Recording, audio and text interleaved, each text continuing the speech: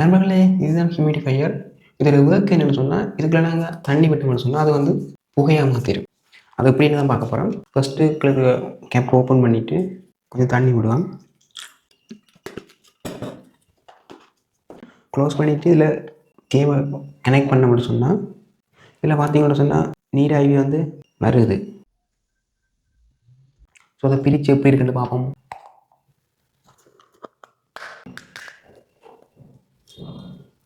நண்பர்களே, இந்த humidifier main பார்ட்ஸாக இதான். இது என்னென்னு சொன்னால் இது வந்து அல்ட்ராசோனிக் பிளேடுன்னு சொல்லுவீங்கன்னா, இது வந்து அல்ட்ராசோனிக் ஸ்பீடில் வந்து வைப்ரேட் ஆகும். ஸோ இதற்கு நடுவில் பார்த்திங்கன்னா குட்டி குட்டியாக மைக்ரோ ஹோல்ஸ் இருக்கும். நாங்கள் இப்போ வந்து தண்ணியை வந்து இதில் வைக்க அந்த வைப்ரேட் ஆகிற மூலமாக வந்து மோட்டர் என்ன செய்யணும்னு சொன்னால் புகை மாதிரி மாறிடும்.